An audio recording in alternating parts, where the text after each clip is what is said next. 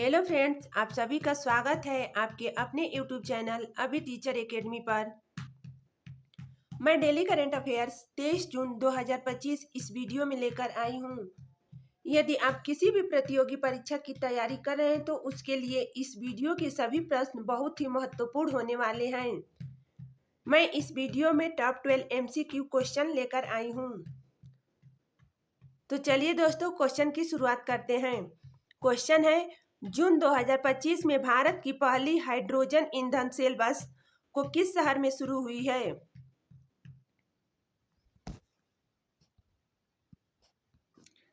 इसका right answer है option A, Leh Ladakh. Ladakh शहर में भारत की पहली हाइड्रोजन ईंधन सेल बस शुरू हुई है। चलिए इसका डिटेल्स देख लेते हैं। भारत की पहली हाइड्रोजन ईंधन सेल बस लेह लद्दाख में शुरू हुई है। यह पहल एनटीपीसी द्वारा की गई है, जिसके तहत 5 हाइड्रोजन चालित बसों को सर्वाधिक सार्वजनिक परिवहन के रूप में लद्दाख के लोगों के लिए तैनात किया गया है। यह भारत की पहली वाणिज्यिक हाइड्रोजन बस सेवा है, जो लगभग 11,562 फीट की ऊंचाई पर कार्यरत है और इसे विश्व की ऊंचाई पर चढ़ने वाली हाइड्रोजन बस सेवा भी माना जा रहा है। अगला क्वेश्चन है, अंतर्राष्ट्रीय योग दिवस कब मनाया जाता है? इसका राइट आंसर है ऑप्शन बी, अंतर्राष्ट्रीय योग दिवस 21 जून को मनाया जाता है। चलिए योग दिवस के बारे में डिटेल्स में जान लेते हैं। वर्ष 2025 में अंतर्राष्ट्रीय योग दिवस लगातार 11वीं बार मनाया जा रहा है। इस वर्ष की थीम एक पृथ्वी एक स्वास्थ्य के लिए योग, इंग्लिश में yoga for one earth one health है। इस वर्ष का मुख्य आयोजन योग संगम आंध्र प्रदेश के विशाखापट्टनम में होगा। अगला प्रश्न है, जून 2025 में हिंदी भाषा के लिए साहित्य अकादमी युवा पुरस्कार 2025 किसे प्रदान किया गया है? इसका राइट आंसर है ऑप्शन सी, पार्वती तिर्की को हिंदी भाषा के लिए साहित्य अकादमी युवा पुरस्कार 2025 प्रदान किया गया है। चलिए इसका डिटेल्स देख लेते हैं।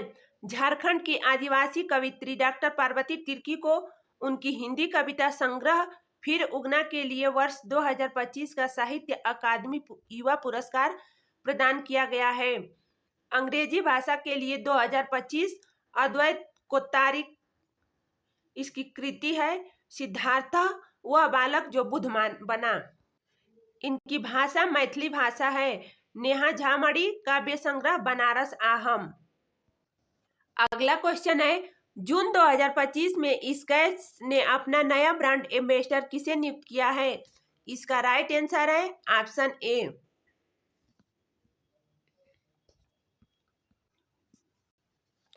कार्तिक आर्यन। कार्तिक आर्यन को नया ब्रांड एम्बेसडर नियुक्त किया गया है। चलिए इसका डिटेल्स समझ लेते हैं। 19 जून 2025 को स्केच ब्रांड ने बॉलीवुड अभिनेता कार्तिक आर्यन को भारतीय बाजार के लिए अपना नया ब्रांड एम्बेसडर नियुक्त किया है। स्केच ब्रांड एक अमेरिकी मल्टीनेशनल फुटवियर कंपनी है। इसकी स्थापना 1992 में हुई थी। इसका मुख्यालय अमेरिका के कैलिफोर्निया में है। अगला प्रश्न है, संघ लोक सेवा आयोग यूपीएससी ने योग्य लेकिन चयन से वंचित उम्मीदवारों की मदद के लिए किस पोर्टल की शुरुआत की है? इसका राइट आंसर है ऑप्शन बी, प्रतिभा सेतु पोर्टल। चलिए इस क्वेश्चन का डिटेल्स देख लेते हैं। 19 जून 2025 को संघ लोक सेवा आयोग यूपीएससी ने प्रतिभा सेतु पोर्टल की शुरुआत की है। इस डिजिटल पोर्टल का उद्देश्य उन अभ्यर्थियों को एक नया अवसर प्रदान करना है जो यूपीएससी की मुख्य परीक्षा और इंटरव्यू पास करने के बाद भी अंतिम चयन सूची में शामिल नहीं हो पाए।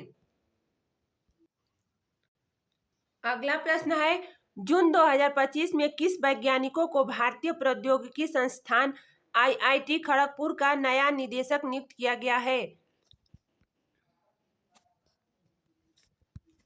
इसका राइट आंसर है ऑप्शन सी, प्रो सुमन चक्रवर्ती। प्रो सुमन चक्रवर्ती को भारतीय प्रौद्योगिकी संस्थान आईआईटी खड़गपुर का नया निदेशक नियुक्त किया गया है। चलिए इसको डिटेल्स में समझ लेते हैं। 19 जून 2025 को प्रोफेसर सुमन चक्रवर्ती को भारतीय प्रौद्योगिकी संस्थान आईआईटी खड़गपुर का नया निदेशक नियुक्त किया गया है। भारतीय प्रौद्योगिकी संस्थान आईआईटी, भारतीय प्रौद्योगिकी संस्थान आईआईटी के बारे में जान लेते हैं। खड़गपुर भारत के सबसे प्रतिष्ठित और पुराने आईआईटीएस में से एक है। इसकी स्थापना 1991 में हुआ था। अगला प्रश्न है, जून 2025 में समावेशी और लिंग संवेदी बजटिंग को सशक्त बनाने के उद्देश्य से केंद्र सरकार ने किस डिजिटल प्लेटफॉर्म का शुभारंभ किया है? इसका राइट आंसर है option B, gender budgeting knowledge hub. चलिए इसको डिटेल्स में देख लेते हैं। जून 2025 में केंद्र सरकार ने जेंडर बजटिंग नॉलेज हब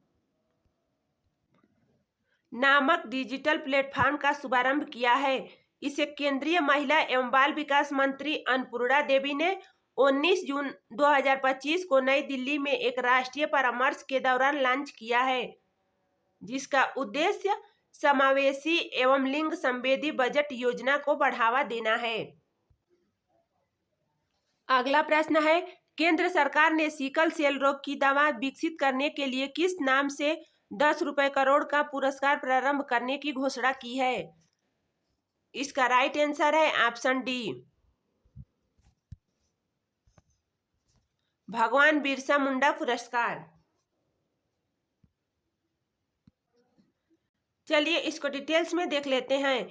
केंद्रीय जनजातीय कार्य मंत्रालय ने 19 जून 2025 को अखिल भारतीय आयुर्विज्ञान संस्थान AIIMS नई दिल्ली में आयोजित विश्व सिकल सेल दिवस के अवसर भगवान बिरसा मुंडा पुरस्कार की घोषणा की है।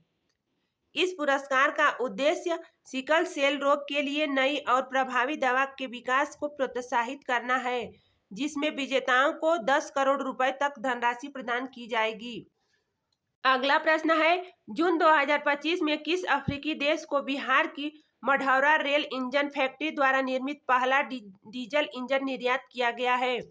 इसका राइट आंसर है ऑप्शन ए, गिनी। चलिए इसको डिटेल्स में समझ लेते हैं। बिहार की मढ़ौरा रेल इंजन फैक्ट्री ने अपना पहला 3000 हॉर्स पावर का डीजल अफ्रीकी देश गिनी को निर्यात किया है। मढ़ौरा डीजल लोकोमोटिव फैक्ट्री, जिसे जीआई ट्रांसपोर्टेशन द्वारा एक संयुक्त उद्यम के रूप में स्थापित किया है, यह भारत के मेक इन इंडिया अभियान के तहत वैश्विक बाजार में घरेलू निर्माण क्षमता को दर्शाता है। इसको याद रखना दोस्तों, यह भारत के मेक इन इंडिया अभियान के तहत वैश्विक बाजार में घरेलू निर्माण क्षमता को दर्शाता है। अगला प्रश्न है, 10वीं आईसीसी महिला T20 क्रिकेट विश्व कप 2026 की मेजबानी कौन सा देश करेगा? इसका राइट आंसर है ऑप्शन ए, इंग्लैंड। इंग्लैंड देश 10वीं आईसीसी महिला T20 क्रिकेट विश्व कप 2026 की मेजबानी करेगा। चलिए दोस्तों इसको डिटेल्स में देख लेते हैं। 10वीं आईसीसी महिला T20 क्रिकेट विश्व कप 2026 की मेजबानी का अधिकार इंग्लैंड को प्रदान किया गया है। संस्करण 10वां होगा। नवा संस्करण आईसीसी महिला T20 विश्व कप का आयोजन 2024 में बांग्लादेश में किया गया था। अगला प्रश्न है, जून 2025 में तीरंदाजी एशिया कप 2025 सिंगापुर चरण 2 में भारतीय तीरंदाजों ने कुल कितने पदक जीते हैं? इसका राइट आंसर है ऑप्शन डी, 9 पदक।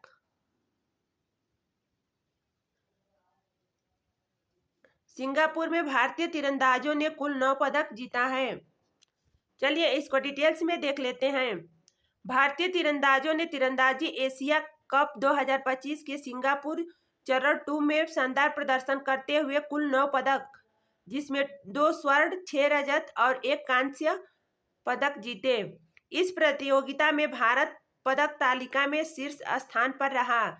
कुशल दलाल और तेजल साल्वे ने भारत को स्वर्ण पदक दिलाए।